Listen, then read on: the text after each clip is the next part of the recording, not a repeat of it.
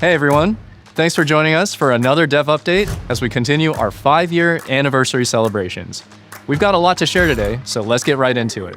First, I want to talk about abilities. We've seen a lot of conversation over the last few months about abilities in VALORANT, especially when multiple abilities overlap and start to overwhelm combat in some scenarios. We want to make sure that we're always maintaining the delicate interplay between shooting and playmaking that keeps gunplay at the center of the game, anticipating where your enemies are, and then weaving gunplay, abilities, and teamwork together to win the round is what makes the best moments in VALORANT. We've rolled out several changes over the last few weeks, and I want to bring up Tiffy and Ryan to talk more about our plans for the rest of the year and beyond.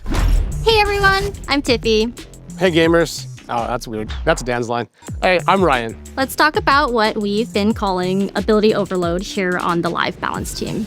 We're looking at situations where ability combos can sometimes feel overwhelming in combat, and we recognize that adding new agents with new abilities can increase these feelings. And we do want our agents to make you think about the game in a new way. I think about Clove. Clove really made me rethink what death means. And there's also Vice. Vice made you learn what it means to be alone in dangerous enemy territory. Oh, Tejo. You should talk about Tejo. Yeah, so Tejo makes you consider the importance of an escape plan, essentially. As we look closely, though, at Tejo and how he was being played in the game, we realized that his guided salvos led to a higher frequency of checkmate situations without any opportunity for counterplay, especially at the high levels of play. So we reined him in patch 1009 to bring him more in line with other initiators. We're going to be using VALORANT's 5th year to take more of a holistic look at the game.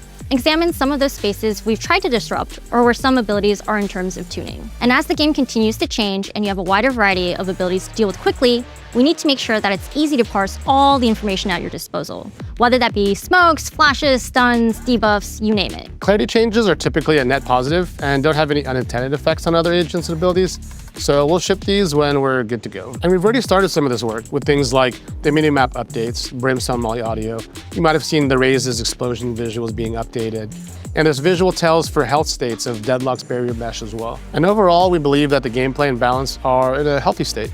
Right. We take a look at agents, maps, and weapons just to see where they are in terms of presence in the meta, overall strength, and their sentiment across ranks. These are just a handful of the key indicators that we track to make sure that there's no outliers that we need to take a second look at. And of course, most importantly, we monitor how VALORANT is actually being played with all of your feedback. So make sure to fill out those surveys you get in the client too. We're also confident that the changes we're making now and some things that we're exploring for the end of the year will ensure that we're maintaining Val's core balance between gunplay and abilities. No spoilers though.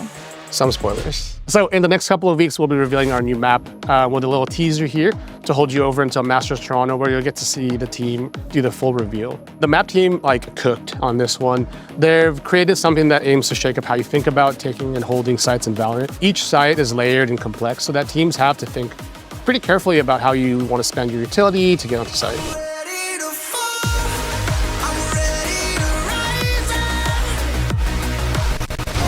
That's enough. Anyways, I think Steven has just more fun news though about the new map. And we gotta go anyways, Koos. We have to go playtest the next agent. Thanks, Tiffy and Ryan. With patch 11.0, we're bringing the new map to competitive queue day 1.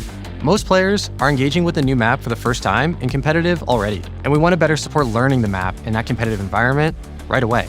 And we know it's going to take reps before you're up to speed. So during that first patch cycle, which is 2 weeks, RR losses on the new map will be reduced by 50%. But don't worry, you'll still earn the full 100% when you win. We're excited to see how you learn and adapt to the layers of the new map. We want you to feel more comfortable jumping in, be able to learn as a community, and maybe dodge a bit less too. Next up, we're starting the conversation around a topic we've heard a lot about, smurfing. And that word is loaded. It's not a one-size-fits-all descriptor of the behavior that we see. Some players are dialed in for the night, and they're just performing well for their rank. Others are new or returning and in the process of ranking up. But some have deranked with the intent to stomp, or are playing at lower ranks on accounts that they didn't level themselves. And that's an issue, so here's what's coming.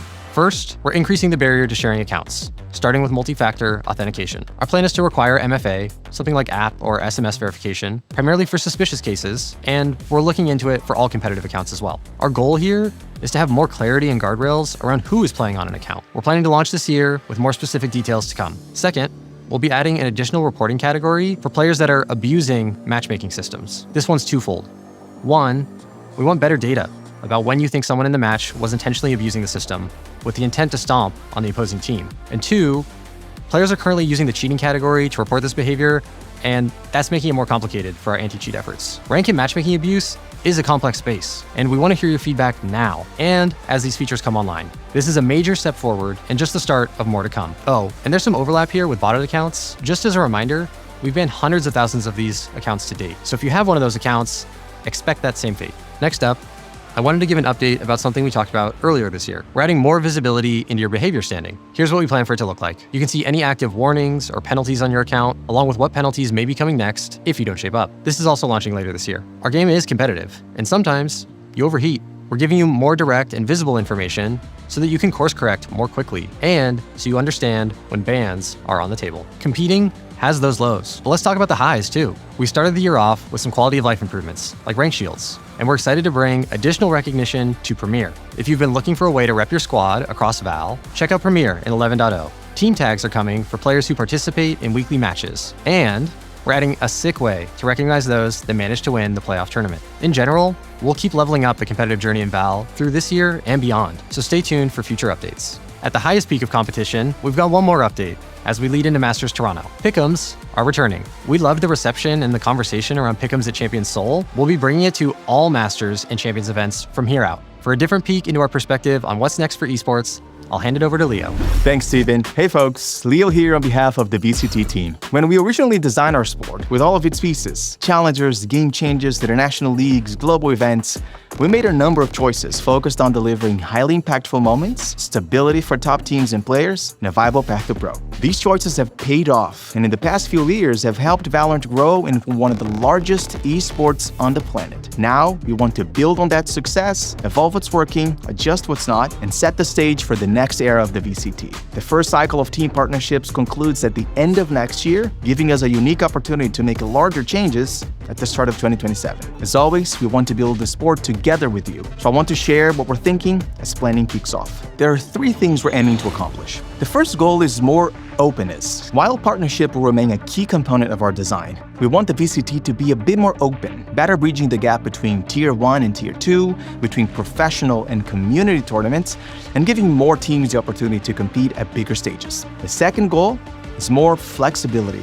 We want to design a system that gives us a wider variety of competitions, formats, and event locations around the globe. And our third goal is to create more ecosystem moments. Events like Masters and Champions have been incredibly valuable because they allow us to bring together all the things that make VALORANT special. The game, the sport, the community, the culture. And while we think the number of global events is still appropriate, we're looking to create more moments like that, especially at the regional level. It's still very early, and we'll be sharing a lot more updates in this year and the next. But as always, our biggest advantage continues to be the ideas you bring to the table. So please continue sharing them with us. All right, that's it from me. Back to you, Andy. One of the most important foundations for VALORANT's future is the game engine itself. We've been building VALORANT in Unreal 4 for over 10 years, and the time is right to upgrade to Unreal 5. Coming soon in patch 11.02 around the end of July. The patch on release day will be a significantly large download to change the engine out, so we really appreciate your patience. In the short term, we've gone to great lengths to make sure that the upgrade doesn't disrupt your gameplay, so the game's overall look, feel, and all your crazy lineups should still be similar. The patch will, however, come with changes that will improve frame rate performance, make patch downloads faster in the future, and there will also be a special gun buddy to commemorate the occasion for everybody that logs in while the 11.02 patch is still live. Over the long term, bringing Val onto Unreal 5 will enable a whole host of new possibilities, and we can't wait for you to see where we're going in the years ahead. Okay, finally, let's talk about replays. Replays have been a long time coming, and we are happy to confirm that they'll be going live on PC with patch 11.06 in September, and coming to console a bit later this year. The launch version will enable you to analyze your recently played games on the live patch, starting with your competitive games, and we'll be looking into other modes over time. You'll be able to click through each player's perspective, you'll have a free moving observer cam, and you'll have some other playback control tools as well. We really couldn't be more excited to get replays out to you all, and we're really looking forward to all the clips, edits, and analyses that you create with it. We'll be sharing more info as we get closer to release. All right, that's a wrap for today. We're 5 years in, but we want you to know that we're just getting started with Val. We'll continue the work we talked about today to keep core gameplay feeling fresh but familiar for years to come. We also plan to level up how we recognize and celebrate your competitive achievements in VALORANT to make sure your journey always feels worth it. You'll hear from us when we've got more to share, and we'll be back throughout the year with social posts, interviews, patch notes, and updates just like this. Thanks for watching, and thanks for making VALORANT a game worth celebrating. Take care, and I'll see you all at Masters Toronto.